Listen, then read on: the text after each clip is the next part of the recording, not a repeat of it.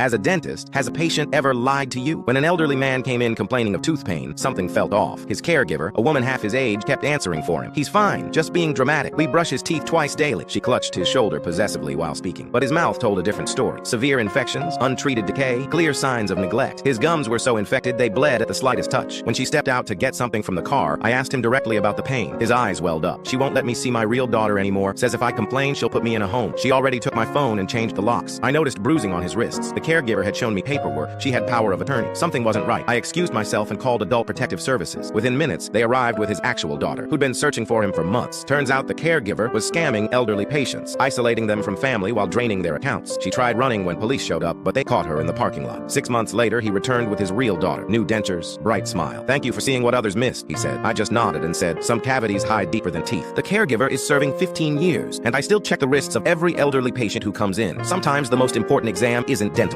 My guy friends are making my boyfriend insecure because they've also had a piece of my cake. Now I'm worried he'll break up with me. So I have 3 guy friends I've known since college. Back then we were all single and honestly pretty wild. I hooked up with all of them at different times, sometimes together. It was a phase, nothing emotional, just young and stupid. That stopped years ago when we all grew up. 2 of them are now in serious relationships with 2 of my best friends. Everyone knows the history and we moved past it, or so I thought. My boyfriend Liam and I have been together a year and it's been the best relationship of my life. We clicked instantly and I knew within weeks this man was endgame material. The only issue is I'm his first serious girlfriend, so he gets insecure sometimes, especially knowing about my past. I've been completely honest with him about my history with these guys. I told him it meant nothing, that it's ancient history, and he's all I want now. He said he understood and trusted me. I even asked my guy friends privately to never bring it up out of respect. Last Saturday, we're all hanging out at my place. It's me, Liam, my 3 guy friends, and my 2 best friends. Normal night, everyone's drinking and playing cards. Around 10 p.m., I head out with one of my girlfriends to grab more beer and snacks from the store. We're gone maybe 20 minutes. When I walk back in with the groceries, Liam's entire energy has shifted. He's sitting on the couch staring at his phone, won't make eye contact. The guys are laughing about something. I can tell immediately something's wrong. You okay, babe? I ask him. He forces a smile and says, yeah, I'm good, but I know him. He's not good. We stay another hour, but he barely talks. When we finally leave and get in my car, he's silent. I drive us back to my apartment, and the second we're inside, I press him. Liam, what happened? You were fine before I left. He sits on my couch and his jaw clenches. Your friends wouldn't shut up about being Eskimo brothers. They kept making jokes about how I got the leftovers and asking if one guy's enough for you after you've had all 3 of them. My blood went cold. They said what? They kept saying things like, welcome to the club, and asking if I could satisfy you the same way they couldn't. Saying at least now you've settled down with just one guy. I felt sick. These were supposed to be my friends. Liam, I'm so sorry. I'll talk to them. They said you told them I was insecure about your past. Is that true? My stomach dropped. I had told them a few weeks ago in confidence that Liam sometimes felt inadequate. I thought they were my friends who I could trust. I did mention it, but I didn't think they'd use it against you like that. He looked at me differently then. Hurt, betrayed. I called my guy friends right there on speaker. When they answered, I didn't even let them talk. What the hell did you say to Liam? They laughed. We were just messing around, trying to toughen him up since you said he was insecure. It's guy talk. Guy talk? You disrespected both of us. You called me leftovers. Come on, you're being dramatic. It was just jokes. We're done. Don't contact me again. I hung up. My 2 best friends started blowing up my phone saying I was overreacting and that boys will be boys. I blocked all 5 of them. Liam was quiet for a long time. Then he said, I wasn't going to ask you to cut them off, but if you hadn't, I would have left tonight. I should have never told them anything personal about you. That was wrong. He nodded. Yeah, it was. We didn't talk much that night. He slept on my couch because he needed space. The next 2 days were awful. He was distant, barely texted back. Finally on Tuesday he came over. I don't want to break up over this, he started. You didn't do anything wrong back then, but it became too real when they opened their mouths. I'm so sorry. How am I supposed to compare though? I'm just one guy. You've been with all 3 of them. I grabbed his hands. Liam, you're better than all of them combined. That's not just me saying it to make you feel better. It's the truth. You're the only one I want. He looked down. I need time before we're intimate again. I don't feel ready. Of course, whatever you need. And I don't want to hang with any of your exes ever. If we run into someone at a party, fine, but no hanging out. Done. Completely fair. One of my best friends, Kayla, reached out 2 days later. I'm so sorry. I didn't know they were that horrible. I thought they just mentioned your history and Liam got weird. I broke up with mine. I appreciated that. The other friend went radio silent. It's been 3 weeks now. Liam's back to his old self, sweet and loving. We had a long talk about boundaries and he forgave me for sharing his insecurities. I've been cooking his favorite meals, bought him a few gifts, and we're closer than ever. Last night, he finally felt ready to be intimate again. And honestly, better than it's ever been. His confidence is back. Those guys blocked on everything. I have 0 desire to ever see them again. And I feel disgusting knowing I ever let them touch me. Gamers, what's the craziest thing you've heard over voice chat? We were playing Apex at 3 a.m. on a Thursday. Just me, my roommate Tyler, and this random girl Kai who'd been carrying us all night. She just clutched a 1v3 when we heard this weird thumping through her mic. Sorry, my neighbor's probably doing laundry again, Kai said, not sounding worried. The match ended and we queued up for another. That's when we heard it. Glass breaking, and Kai's breathing changed instantly. Someone's trying to get in my apartment, she whispered,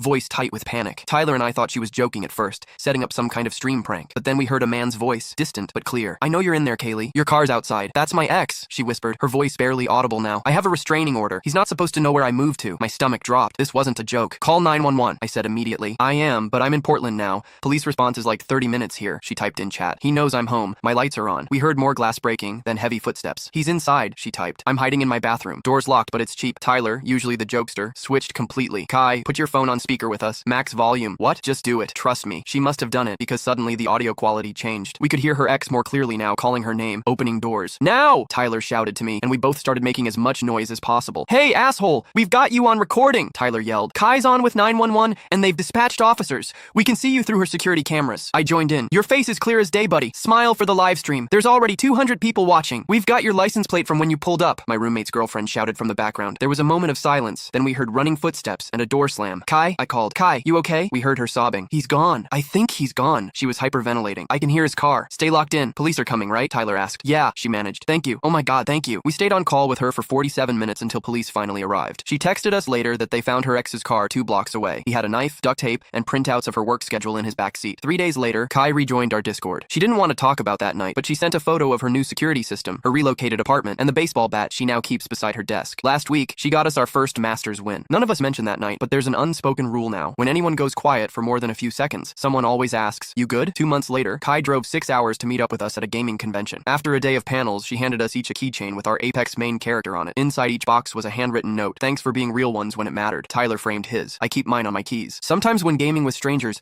I think about all the real people behind those random usernames, all carrying their own stories and fears. And whenever someone goes quiet mid-match now, I never assume they're just lagging.